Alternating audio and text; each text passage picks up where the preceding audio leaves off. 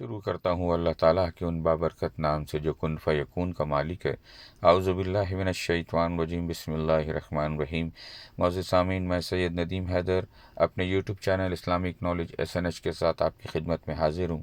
آج آپ لوگوں کے لیے جو ویڈیو پیش کرنے جا رہا ہوں، اس میں کچھ احکامات ہیں جس پہ عمل کر کے ہم اللہ تعالیٰ کا قرب حاصل کر سکتے ہیں، اور جس سے اللہ کی خوشنودی حاصل ہو سکتی ہے، اور اللہ ان عمل سے ہمارے لیے تمام کاموں میں آسانی کا معاملہ کر سکتا ہے، اور اپنی نعمت اور رحمتوں کا نزول ہم پہ کر سکتا ہے۔ آئیے ویڈیو کی طرف چلتے ہیں۔ اعوذ باللہ من الشیطان الرجیم، بسم اللہ الرحمن الرحیم۔ کہا جاتا ہے کہ 4 چیزیں زندگی میں کبھی نہ چھوڑیں۔ نمبر 1، اللہ سبحانہ و تعالیٰ کا ذکر نہ چھوڑیں، ورنہ آپ اس سے محروم ہو جائیں گے کہ اللہ آپ کو یاد رکھے۔ فاذکرنی اذکرکم، تم میرا ذکر کرو میں تمہیں یاد رکھوں گا۔ اس کا بہترین طریقہ یہ ہے کہ ہم اللہ کا ذکر اپنے روزمرہ کے تمام کاموں میں کریں، اور ہر چیز میں اللہ کو یاد رکھیں۔ جس طرح سے اللہ نے فرمایا کہ کوئی بھی کام شروع کرو تو بسم اللہ پڑھ کر شروع کرو، اللہ کے احکامات کی پیروی کرو، اللہ کی اطاعت کرو، اللہ کی عبادت کرو، اللہ کے نام جو بزرگی والے نام ہیں ان کو یاد رکھو، اور اپنے زبان کو اللہ کے ذکر سے تر رکھو۔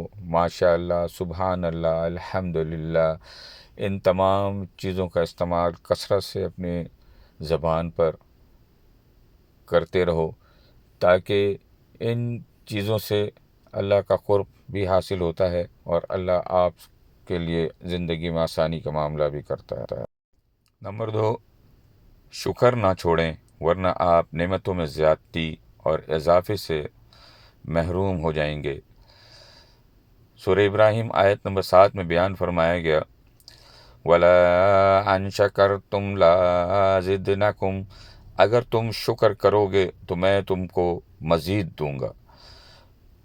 ان آیتوں سے جو پتہ چلتا ہے وہ یہ کہ اللہ نے جو چیزیں بھی ہمیں عطا کی ہیں، چاہے وہ کھانے پینے کی ہو، رہنے کی ہو، رشتے احباب کی ہو، ہمارے استعمال کی ہو، ہر وہ چیز جو ہماری زندگی میں میسر ہے، ان سب کا ہمیں شکر ادا کرنا چاہیے اس پروردگار کے سامنے، اور اللہ سے دعا کو رہنا چاہیے کہ یا پروردگار، جو بھی چیزیں آپ نے ہمیں عطا کی ہیں ہم تیرے شکر گزار ہیں، تاکہ اللہ تعالیٰ جو ہے مزید ہمیں اپنی نعمتوں سے اور رحمتوں سے نوازے۔